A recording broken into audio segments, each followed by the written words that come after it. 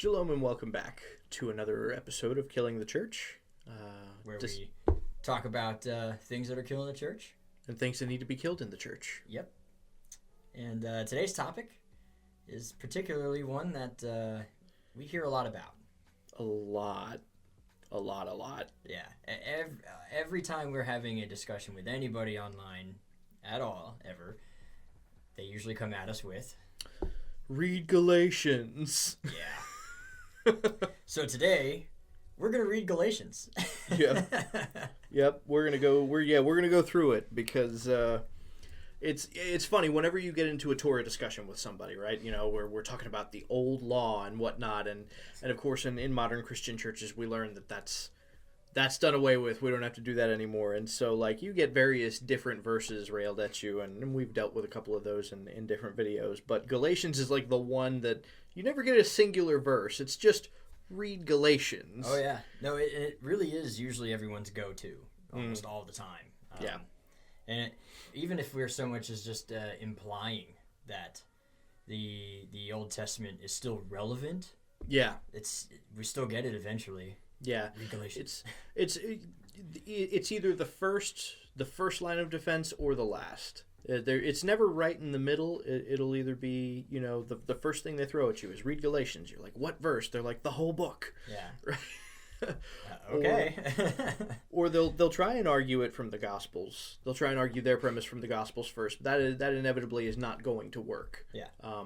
And then they'll try and argue their perspective from the Book of Acts and then Romans. And it'll almost always go in that exact order.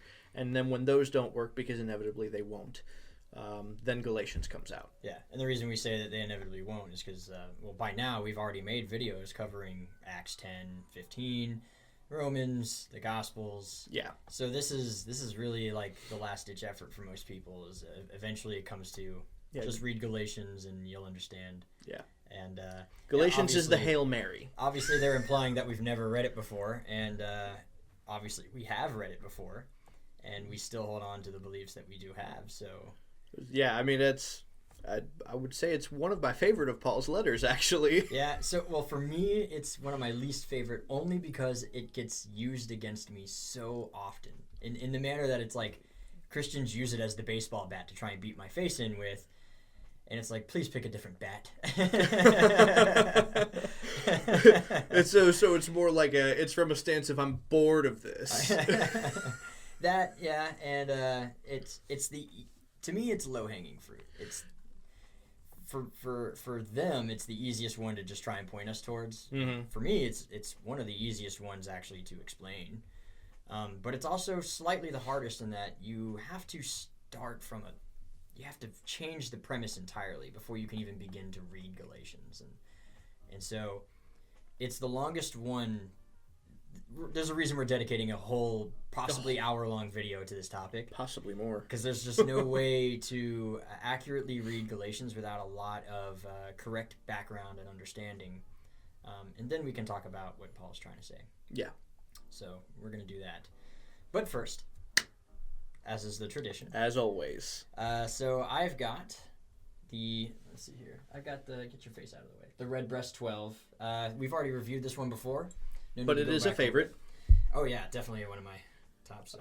And I've got kind of what I guess is going to be a homemade blend, because I've kind of put a little bit of like whatever's been left at the bottom of old bottles into my decanter here. Oh yeah, the Forever bottle. Yeah, Forever bottle, bottomless bottle, something like that. Yeah, so I'm sampling a bunch of different ones. Good. So it's a unique, like, nobody has that, basically. Yeah, it's completely unique. And this, for me, I'm starting to run kind of low, so I should put it into my Forever bottle here pretty soon. Yep. But it's just so good, I don't see a reason to mix it with anything. It really is a good one. So, you're going to have to tell me what that does taste like. I know we shorten the whiskey reviews now, but I need to know because that's... Well, yeah, because so this one's got a little bit of the Tullamore Dew rum cask aged. It's got a little bit of like, what's the Lead Slingers. It's got... a little harsh. It's got a little bit of Bushmills. Jeez. And I feel like a little bit of Macallan in here. somewhere. I don't know. So, well, okay. It bites harder than it smells. Really? Yep. But it's not harsh. It doesn't hit the palate harsh. Man, the red breast is just so pretty. It tastes so floral. Yes. It's good. God is good. All right, absolutely. Yeah, I was gonna say let's jump in. Let's jump right on into it. Actually, let's not jump into it. We need context. Okay. Background. Okay. And you obviously understand this. But there's actually a great series by Tim Hegg with Torah Resource. He does a Galatians commentary from a messianic perspective, and it's very good. He spends the first 3 episodes talking about just the historical background of what's happening in Galatia before he even starts the commentary. Well, it's important to know, because I feel like a mistake that a lot of people make when reading any of the New Testament, really, any of the letters from any of the apostles, is there's an assumption that the audience are established Christians that have been Christians and growing up under Christian teaching for a lengthy period of time at this point, when that's not really the case for most of them. For most of them, they are still wet behind the ears, fresh out of paganism. You know, we've said before in another episode, it's like, man, just last week they might have sacrificed their kid to some idol. Like, you know, they are not educated believers. Yeah, no, and that it's also super important because the letters are written to the Galatians, not to us. So we have to read it from the Galatians' perspective, and that means it is required of us then, therefore, to do the necessary research in order to figure out what that means for them when they hear it and what's going on. When Paul writes the letter of Galatians, he's obviously written into the letter a bunch of presuppositions with the understanding that they know what he means by the words. 2,000 years later, we're not Galatians. Those words don't mean the same thing anymore. So when we read them from our perspective, we usually get a misinterpretation. Yeah. And I think we've done enough episodes on this YouTube channel to properly illustrate that that's a common thing, that it's always the correct way to read it within its historical context. Yeah. And that's not to say you can't interpret Scripture at all, but you should have the truth first and then use that as a guide for the interpretation later. Yeah. It's, you know, it would be, it would be an equivalent of reading a correspondence between, you know, George Washington and maybe another continental general at the time, without any context of what was going on in the war at the time. It's like, well, you're not going to understand the letter if you don't know what was happening at the time. You know a couple of things, you get some clues, but if you have no idea, then you have no idea what you're reading. Especially if it's predicated on a meeting previously had between those two, also which true. A lot of Paul's letters are. They're you know, this is a like almost an afterthought based on a sermon that he's already preached in person at many of these congregations. And so, you know, he's been there in person, he's preached at one point, and now he's writing a letter to further expound on what he said, you know, while there. Or he heard something, and so he feels like he needs to remind them of something. Yeah. And Judaism is a very oral tradition. It's a very face-to-face, teacher-to-student type religion. And Paul is one of the few rabbis that wrote a lot of things down. It's extremely uncommon for Jews to write things down, especially teachings. Usually they just would teach in person because it's better that way. You learn better that way. You read a book and you usually don't learn the same way as you would in a lecture. Yeah. So anyway, that being said, the background. Let's hit that up. Let's go. All right, so what is going on in Galatia at the time? It's pretty simple, actually. I'm going to take a lot of history and try to crush it as much as I can because I'm trying to keep this video within an hour. But basically, there's a community of Jews in a synagogue in Galatia, naturally. Now, a lot of these Jews are either naturally Jewish, as in born into a Jewish family, have been Jews their whole lives, and many of them are probably converts, proselytes.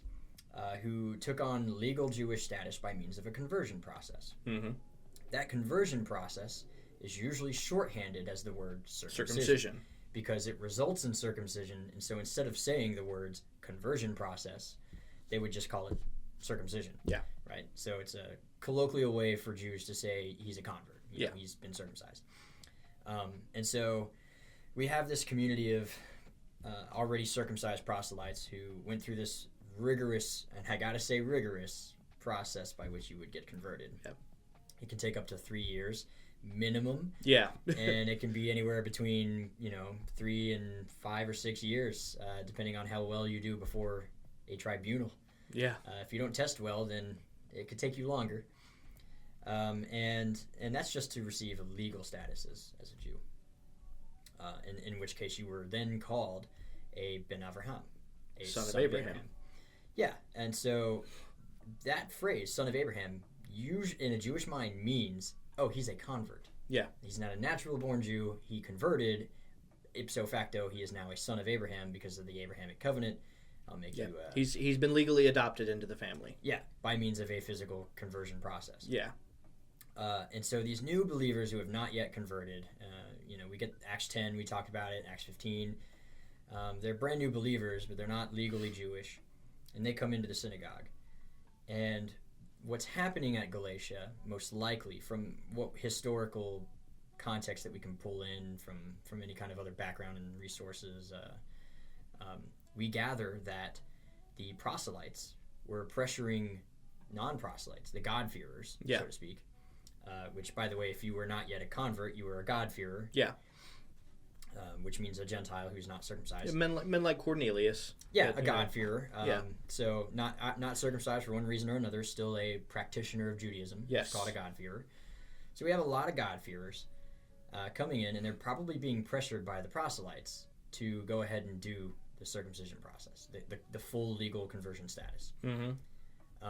And there's, not for no reason, but there's good reason to have that, to do that. One, if you're not legally Jewish, you're not protected by the state of Rome to continue in your Jewish practice. Yeah, I believe the charge actually was a charge of atheism. Yeah. not because, you didn't believe in any god like the modern definition of atheism, but because Rome did not acknowledge any other gods besides their own, and so if you didn't acknowledge their gods, then, you were an atheist. Right. Regardless of what god you did acknowledge. And luckily for the Jews, they had obtained a legal protection status so that they were not obligated to serve in the temples for the pagan gods in Rome. And so if you were a God-fearer, there's a lot of reason for you to be like, yeah, I might as well convert because Monday I got to go and sacrifice to the moon god, and then on Saturday I got to come and be in the temple, or in the synagogue, excuse me. And you're sort of torn between two worlds, and you don't want to practice idolatry, but if you don't practice idolatry, then you're going to be charged under atheism. It's a criminal Rome. charge. But if you convert, then it won't be charged against you, so there's a tear. What does one do? So those who have already converted naturally would be like, yo, just finish the process. Go all the way. And that's the argument that they're going to use is go ahead, go all the way. You might as well, right? Yeah. And I'm going to argue from that perspective that Paul is saying, don't do that. There's no reason to. He's going to say that basically what you're trying to do is rely on the physical conversion process to obtain legal Jewish status, and you believe that that's going to save you. But you've already achieved salvation through faith in Yeshua, so you don't need the conversion process legally for a legal status of Jew. And if you do that, if you do convert because you think that that's what's going to save you, well then Yeshua means nothing to you. His death and resurrection mean nothing to you, and you condemn yourself because salvation is not based on works; it's based on faith. Yep. So, with that in mind, to the audience. Keep in mind, the whole time, this whole book is talking about whether or not to convert. Yes. That's the whole purpose of this book. Circumcision, he's not talking about like the physical act of just circumcising because you want to.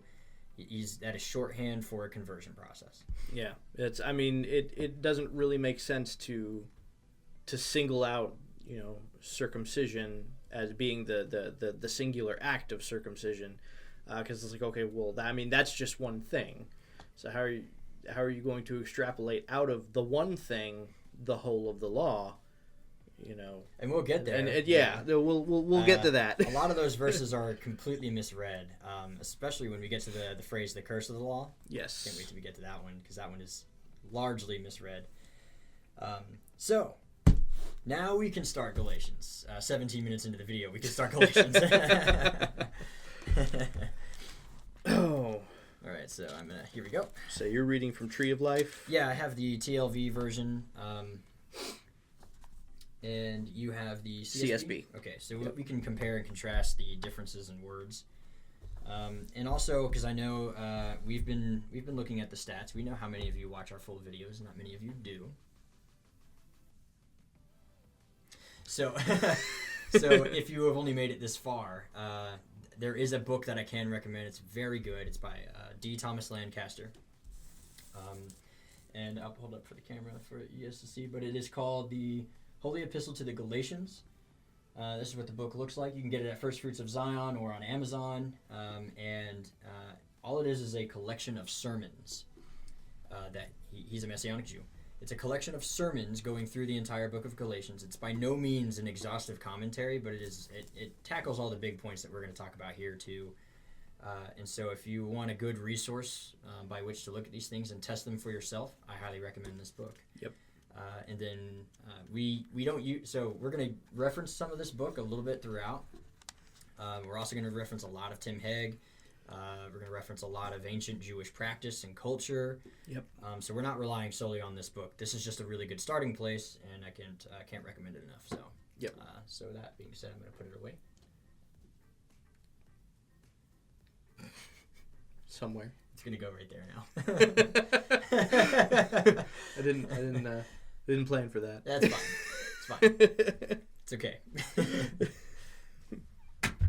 Whoa, now. It's an empty box. Calm down. There's your Torah portion card. Yep. Leave it. Aww. Okay. Yeah, there we go. All right. Galatians. Yeah, I was going to say, where are we starting? Because chapter 1 really is introductory. Yeah, I think chapter 1 doesn't have a lot of the... we definitely for this video want to hit on the ones that we hear the most about. I was going to say, yeah, somewhere between chapters 2 and 5 typically is where the beef of what we hear is going to come from. So I guess just a general overview, Paul, in 1, it's a greeting, talking about hearing a different gospel, and so it's a very accusative opening. Excuse me. And then chapter 2. I'll say Paul also gives his testimony. What I do think is important to kind of outline is that he does explain here his period of 3 years.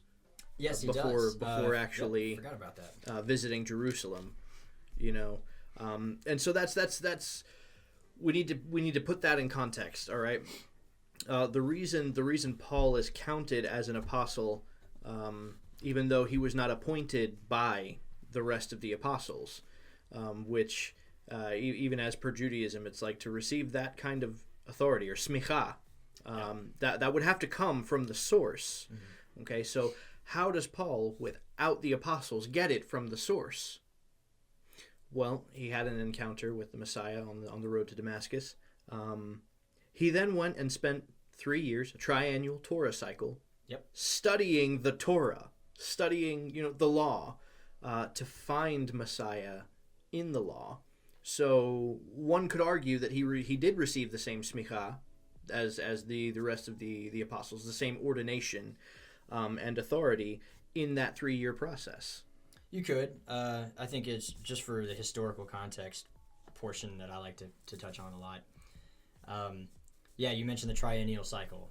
Back then, the Jewish people used to go through the entire Torah scroll in a span over 3 years. Yep. And they divided it into portions called parasha. And this is something that Jews all over the world practice. At the time, it was triennial. Now it's just an annual. So they go through the whole Torah in 1 year, every year. But all of Judaism is touching the same Torah portion every week at the same time all over the world, which is, I think, really pretty cool. And so I think it's not inconsequential that, one, let's not forget that he's a Pharisee. Mm-hmm. He's an ordained rabbi. And so, two, he's spending an entire Torah cycle alone studying the Torah with this new insight on purpose to make sure he gets everything right. That's a very Jewish thing to do, too. He's like, okay, let me really test all of this before I even talk about it. Yep. So, yeah, that's important. Sure. I forgot that yeah, that is in chapter 1, and, yep. and it is important. Yeah, I think it's brought up again in Acts. Yeah. But moving on. So I have a few things underlined that I wanted to touch on briefly. This is going to be important later. Chapter 2, verse 6. He says, but from those who seem to be influential, parentheses, whatever they were makes no difference to me. God shows no partiality, end parentheses. I have underlined God shows no partiality. The reason I have that underlined is that's going to come up again in chapter 3. Yes. Specifically, I think at verse 28. 28. But we are going to spend a lot of time on 3:28, so we'll just move on from there. But there's already a precedent set. God shows no partiality. Just wanted to hit that real quick. Mm-hmm. Got anything else to say there? The first thing really that I've got noted here is really from verses 2 through 6, where Paul kind of outlines that he still did go to Jerusalem, mm-hmm. to the authorities, and present what he would be teaching to make sure that it was all kosher. Make sure it was approved. Right? He didn't. He wasn't the nomadic hero that was just like, screw the system. That we have all heard that he was. It's like, no, there was an authority over Paul, and he did recognize it. Not for nothing, but that is important to bring up. Because what is the problem with every other style of religion? Well, they are predicated on a disdain for authority. Well, not even that. In a sense. I was going to say it's usually founded by a single person. Yes. Who saw a thing that nobody can prove or disprove. Yes. And he basically creates his own religion out of it. And that actually that is Judaism's current understanding of Christianity. Yeah. Is when it comes to what they call the original Jesus cult, right? The 12 disciples and whatnot. They're like, well, that really wasn't a big problem in the beginning. Yeah, it was just Judaism. It was just Judaism. It was just it was what it was. They were just Jews who happened to believe that some guy was the Messiah, and as for Judaism, they were incorrect at that. That's their stance. Mm-hmm. What they single out as a similarity between Christianity and every other religion, be it Islam, Mormonism, whatever it is that Paul had some divine revelatory experience by himself, secluded from anybody else who could verify it. Yeah. And then created a new religion. And then ran with a new religion. Whereas what we do see here is that he did go back to authorities and present what he would be teaching, and get the certification from the original Jesus cult. Yep. So that is something I want to bring up. If it were just him and he went out on his own, teaching his own thing without having first sought the authorities from the original 12 disciples, then Christianity would be a different and new religion. Yeah. And it would be a problem. And I think I think it's very specifically something important to attack, because that is kind of that it's an attitude that we see within Christianity that really does need to be chilled a little bit. Is there's an idolizing of Paul for this attitude that's imparted to him, where he was just like, nah, screw the authority. I'm gonna go do my thing because the Holy Spirit told me to, right? And it's like, first of all, Paul wasn't that way. Secondly, if he was, he's wrong. Yeah, no, Paul does have this sense of, I don't care what their credentials are. Absolutely. He says things like that. And he says that about his own credentials at some point, too. He's like, well, there's a point at which it doesn't matter. And being a man who has credentials, he does have the room to say that about somebody else's credentials. Exactly. Right? This is one doctor to another saying, I think your doctorate's a little illegitimate. Yeah. This is not a common person being like, your doctorate's illegitimate. He could be that one dentist out of 9. Or out of 10. That 1 out of 10. So yeah, no, but he went, after his time studying, he went to the authority and sought approval, and he got the approval. Mm-hmm. Then he begins his ministry under the strict approval that what he was teaching was good to go and was kosher by the original 12, mm-hmm. the authorities. So that is important. We hit that. I think we can move on from there. Yeah. So I got, actually, so next time I got, if you, Peter, when he confronts Peter. Yep. I get this one a lot. I wouldn't say a whole lot, but I do get this one. So we'll go over it real quick. But when Peter came to Antioch, I opposed him to his face because he was clearly in the wrong. Before certain people came from Jacob, that is James, by the way. My translation fixed it so that it's correct. He regularly ate with the Gentiles, but when they came, he began to withdraw and separate himself, fearing those from the circumcision. And the rest of the Jews joined him in hypocrisy, so that even Barnabas was carried away with their hypocrisy. But when I saw that they were not walking in line with the truth of the good news, I said to Peter in front of everyone, if you, being a Jew, live like the Gentiles and not like the Jews, how can you force Gentiles to live like Jews? Okay. Yeah. Yep. Because there's a lot of questioning here, because probably what first needs to be mentioned is he's not rebuking Peter for forcing Gentiles to live like Jews. That's not what he's rebuking him for. Well, so he's not rebuking Peter for living like the Jews. He is, how can you force the Gentiles to live like Jews, is a question that's being posed. It's a question being posed, and why?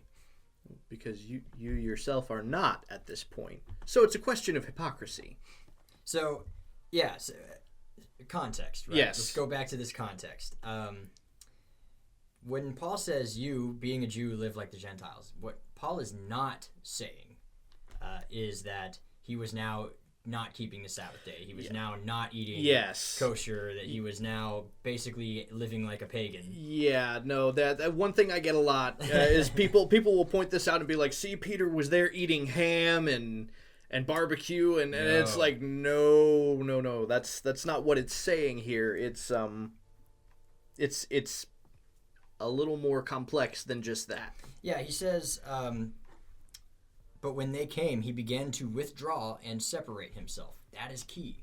Mm-hmm. When he says live like a Gentile, what he means is, in ancient Judaism, and even in modern day Judaism a little bit, but especially in ancient Judaism, there was a separation that was made between Jews and proselytes and Gentiles who were not converts. And you were not allowed to associate with the other. Mm-hmm. You could not intermingle and eat the same food as them, because everything they touched is unclean. I go over this in Acts chapter 10 and 15.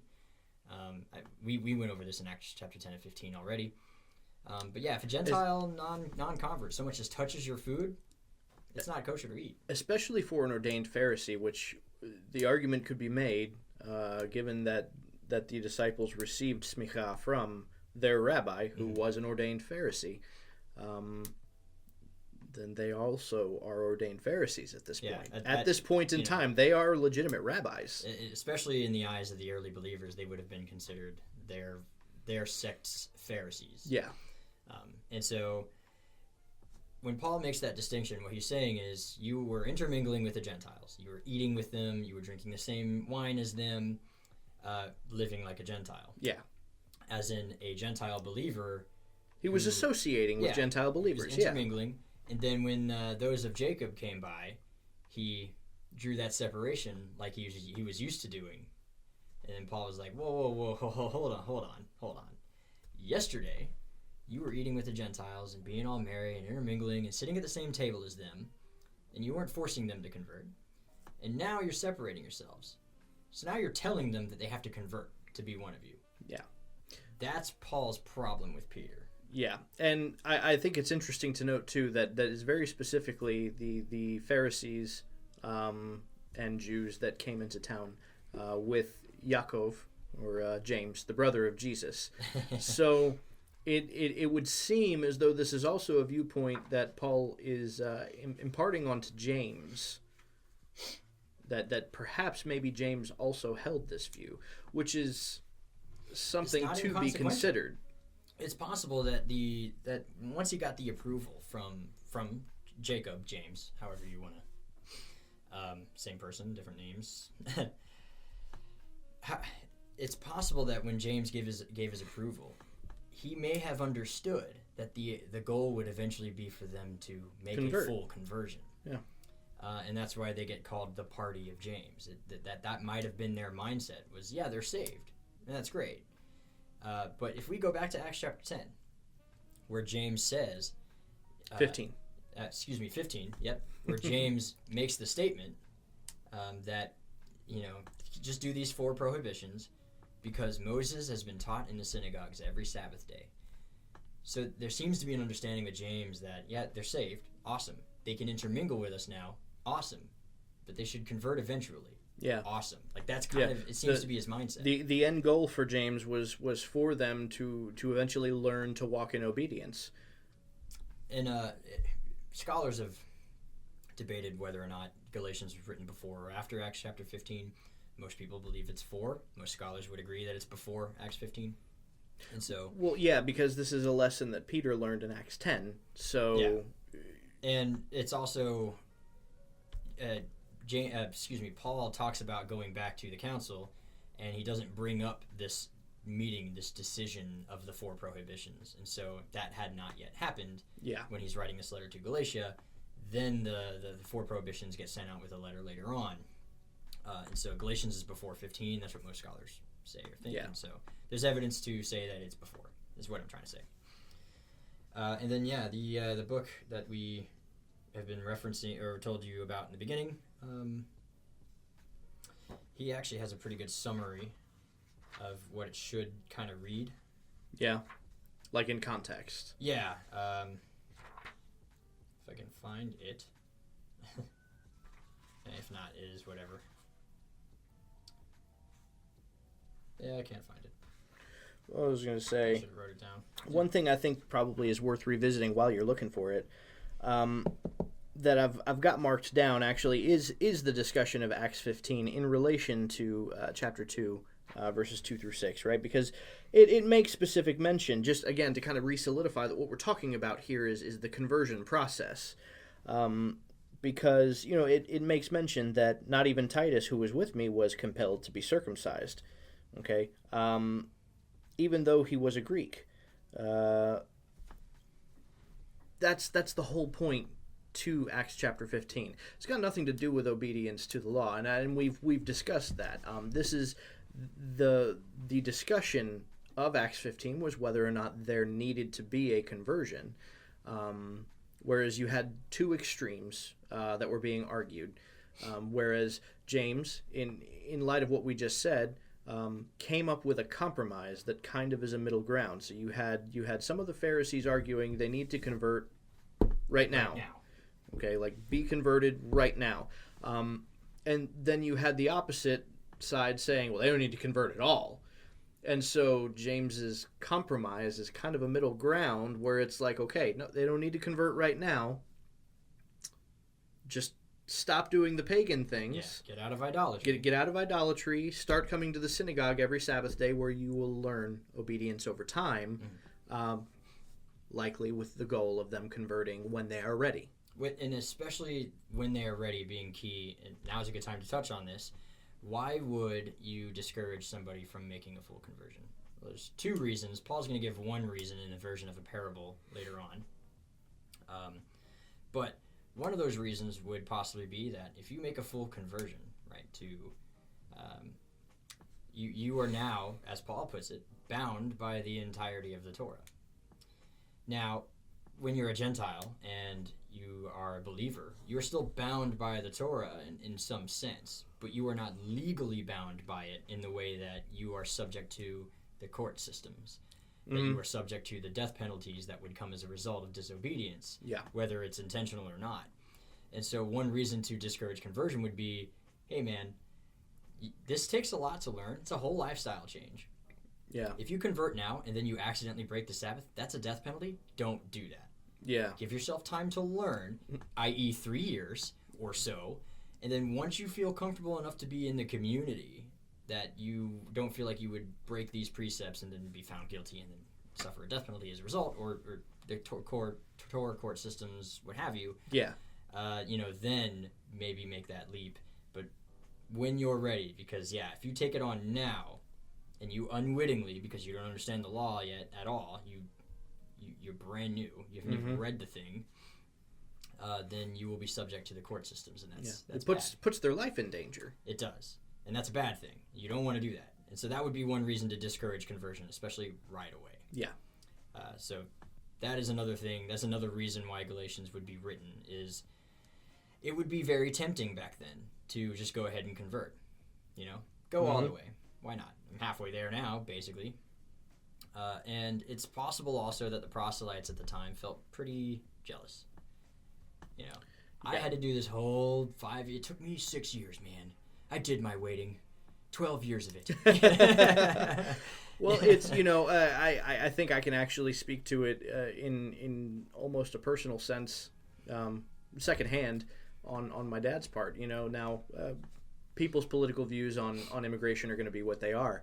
But there is a sense of almost being cheated that is felt by people who have gone through the immigration process legally to become citizens of the United States legally. And when you see those who have not done that reaping the same benefits and even more so, there's a sense of being cheated. It's there are times where, like, for my dad, it's like, well, why the heck did I even go through the process in the first place? Yeah, exactly. I could be better off right now. It took my dad ages to get his citizenship. I was going to say, both of us are first generation Americans. I was going to say, and I remember it being a big deal when he got it, and there's a test you got to take and everything. Like, you have to learn American history, and that's a good point. Being part of the Jewish people is a nationhood. It is not a religion in the strict sense that if you believe and now you're part of this religion. Yeah, no, being an Israelite is a nationhood. You are entering an inheritance, and so imagine coming from another nation into the United States and becoming a citizen right away. You are now subject to the United States law in every way, shape, or form as a citizen. Yep. And you have yet to understand the tax code. So a few years later, you're arrested for tax evasion, and you had no idea because you didn't know anything about the way the tax code works here. And so, that in a way is detrimental to you to wait to become a citizen, work on the visa process. Yep. Once you learn the basics of being a U.S. citizen, then we can make you one with the hopes that you will not be a crappy citizen, either by accident or on purpose. Yeah. Judaism is exactly the same way. So there's a lot of background here. It's hard to push through. This is going to be a big one for sure. Yeah. I don't know about you. The next thing I've actually got marked down is going into I've got it marked through verse 17, because it's interesting. If you read everything leading up to this point, it seems to be speaking harshly of the law. Again, seems to be. You get this idea, right? But in 17, he says, "If we ourselves are also found to be sinners, while seeking to be justified by Christ, is Christ then a promoter of sin? Absolutely not." So he's actually using a metric here, which we find in 1 John 3:4. He is acknowledging that the law is the metric by which sin is defined. Mm-hmm. Yeah, that's important. Also, it's very important to make a distinction between his words here. Basically, he says, because no human will be justified by the deeds based on Torah. We agree with that. Yeah. It would be very plain. You cannot be saved by the works of the Torah. No. That is not biblical. And in fact, that's not even Jewish. And he goes on to explain this, and what he explains is, I think in another episode we've read it in the intro. It was the sacrifices video. Yeah, we read the introduction to the Chumash in Leviticus, and they use the same example of how repentance works and the faith of Abraham and how that is how justification is found. Okay, but sin still exists, and we still exist on this physical plane where our actions do have an effect on our spiritual state of being, our closeness to God, as it were. Okay? So, yeah, no, doing the works of the law is not going to justify you. It's not going to give you salvation. No. But not doing them puts you in the realm of being in sin. Yeah. And this particular phrase reminds me of Romans. Because all over Romans, you have the phrase like, should we then continue in sin so that grace may abound? God forbid. God forbid. And then he says things like in Romans 7, for we know that the law is holy and spiritual and good. Mm-hmm. And Paul spoke very highly of the law. Well, the Torah. I hate calling it the law because it's not. It's not a good representation of what the word means. Yeah. Instruction would be better. Instruction. The word Torah means instructions. Yeah. From its root word, So like teaching is, I think, the root of the word Torah. So it's more like an instruction, a guide. But yeah, so law is just because the Greek word equivalent to the Torah is nomos, which kind of means law, and it's the closest thing that Greek has, because Greek is a garbage language. I was going to say, he goes on even to make that point, because what he says next in verse 18, if I rebuild those things that I tore down, I show myself to be a lawbreaker. Yeah, fair enough. And the idea is, obviously, doing the deeds of the Torah are not what save you. I can't stress that enough. Yeah. But you're still expected to live by the covenant. Yeah, there are okay. So yeah, living by the house rules before you are a member of the family is not going to make you a member of the family. Yeah. Okay, but once you become a member of the family, which can only happen by faith, okay, then the house rules do apply to you. Yeah. You could put it this way, because he uses this language quite a bit. I died to sin. Right, so that I might live in Christ. Mm-hmm. Those are phrases that he uses. He goes on to say that here soon, yeah. Yeah, so, but there's a very key point to that. It's a very Jewish thing of him to say, I have died to sin so that I might live in the Messiah.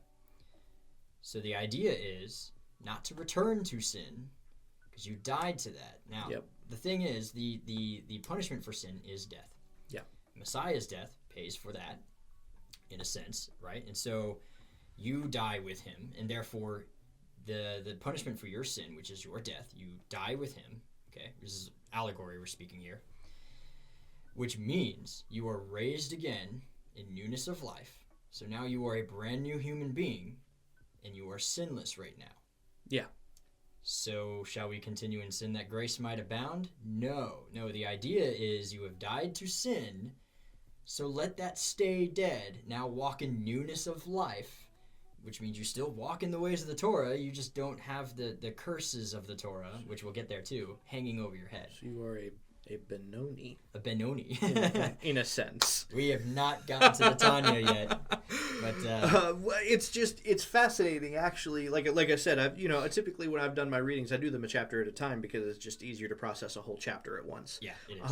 So, before we decided to film this, we just went straight through the whole book, and I'm going through the whole book going, my gosh, how did I ever read this without the understanding that Tanya actually brings to what he's saying, and that being one of them is so our viewers right now don't understand what a Benoni is. Yeah. That's something that we'll get to in Patreon material here be soon. Pretty exclusive stuff. That stuff takes a lot of extra studying and time on our hands. But that's blatantly what he's referencing here right now. Yeah, precisely. Excuse me. And so, one of my other TikTok videos, actually, I talk about the concept of adoption. Mm-hmm. And you brought that up too. You now live under this new house, so you abide by the house rules. Yes. And it now is actually not a bad time to bring up that God is not a God of two different laws, one for the Jew and one for the Gentile. In fact, God shows no partiality. So it's the one law for basically everybody. It's one set of house rules. Whether you're a natural-born son or you're an adopted son, he treats you like you're a natural-born son, a fellow heir in the promises of Abraham, which means you are subject to the same rules that the natural-born son is. That was the case from the first covenant. It's always been the case. It's always been because with Israel, upon leaving Egypt, Right? And anytime that we're talking about covenants and the promises that are tied to them, it has to be understood in that context. Now, I know he uses Abraham later, and there are specific purposes to that, and we'll get there. We'll get there. Okay. But understanding the family that you've joined and the covenants and the promises that those are tied to always has to be understood in the context of Sinai and the covenant that was made at Sinai, because that is the one that was made with Israel as a whole, and with Israel at that point, or with the tribes of Israel at that point, was a mixed multitude, and all of them were called Israel. Yes, they were just enveloped and included. Caleb being one of them. Now I understand there's some midrashic material that would try and make Caleb out to be a natural born Jew. That be that as it may. The plain reading of the text does not indicate that. Yeah. The Peshat says he was the son of a Kenitzite. Mm-hmm. So, but yet later we see that he's the representative of the tribe of Judah. Yeah. That's important. He's treated like a natural born. Yeah. Ephraim and Manasseh. Yeah. The adoption of sons, treated like a natural born. They become tribes of Israel. They were not born to Israel, but they're called sons of Israel because he adopted them in that moment. Yep. So that's big. This is a pattern that's within Judaism, that Judaism has always recognized that there's a place for Gentiles in the world to come, but it's with Israel. So you have to be brought into Israel in order to have a place. Mm-hmm. That's the way that they saw it. So I think we can finally get out of chapter 2. Yeah. Let's move on here to chapter, because we actually touched on some things that are about to be really important here in chapter 3. Yeah, actually, chapter 3 is where most people go, and so I'd like to spend most of our time on 3, even though we spent most of our time on 2. So I have things underlined here like, did you receive the Ruach, or the Spirit, by deeds based on Torah, or by hearing based on trust? Or by believing what you heard is what I've got here in the CSB. And then he talks about Abraham believed, and it was credited to him as righteousness. Yes. Then know then that those who have faith are children of Abraham, Ben Abraham. Yes, sons of Abraham. A proselyte. Okay, this is huge. Historical context time. This is stupid huge. Yeah, because what he's saying here at this point is that your faith is your conversion. And that he just called these people who received the Ruach by faith without a physical, legal conversion to Judaism. He called them by the legal conversion to Judaism name, Ben Avraham. Yes. Or B'nai Avraham, sons. Yeah. And if you're a daughter, it would be Bat Avraham. But, yeah, that, to a Jew, if you were a Jewish man reading this, you'd be like, hold on. Whoa there, bud. That is a title reserved for legal converts there, guy. Pump the brakes. Yeah, you hold on. No, these are God-fearers. Slow down. They're not B'nai Avraham. And Paul just said, no, hold on. You received the Spirit in the same way that the apostles did, right? Exactly the same way. The evidence is there. You are saved, not by the deeds of the Torah, i.e., not by being legally converted, i.e., circumcision. Yeah. You didn't get it by your own means. You didn't become a member of the family because you adhered to the house rules. Yeah. You became a member of the family first. And you didn't have the house rules under you. And that's to a natural born son, that's like what I think is important to single out about that, right? Because people would use that and have used it as a way of saying, see, it's faith and the law is irrelevant. Or the Torah, God's instructions, God's commandments are irrelevant because faith is all that matters. And it's like, yes, if you're talking about salvation, that's absolutely true. Mm-hmm. But let's look back at Genesis 26:5. Abraham kept God's commandments and his laws and his statutes. It specifically mentions all three. Yeah, all three. That's its own discussion for another time. But to a Jew, it's like, oh, that's the whole Torah. The Bible is not redundant haphazardly. It's not a redundancy. Those all are indicative of three aspects of obedience. Yeah. But yeah, so yeah, sure. Abraham received justification by faith. He still observed God's commandments, and that was always the understanding. Now is a good time to actually talk about the Hebrew word for faith. The root is aman. That's where we get the word amen from. It means truth. Yep. And then emunah is the faith, but Emunah is the verb form of aman. Yeah, it's so it is faithing.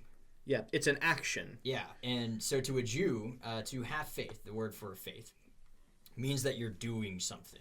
Mm-hmm. Because to a Jewish mind, the idea is, it's not, what you believe or think in your head esoterically, whatever, what you understand, cool, fine and dandy, but your proof is in your actions. You say that there is a God. Okay, good for you. The demons also, and they shudder, kind of mentality. Mm-hmm. In fact, James puts it the best, because James puts it as, show me your faith without works, and I will show you my faith by my works. That is the definition of faith to a Jewish person. Faith is an action of doing. So when you observe the commandments, you are proving that you believe there is a God. It still relates back to, and I hate to bring Tanya in as much as we do without it having been elucidated on, but we live in a physical world. Okay, the lowest of worlds. We live in the lowest of worlds, the lowest of realms. For those of you at home, if you think that you don't acknowledge that there are other realms, i.e., dimensions of sorts, if you believe that God can view time non-linearly, then you've acknowledged a separate realm in which that is possible. Mm-hmm. You've acknowledged that there's some place other than this existence where that is possible.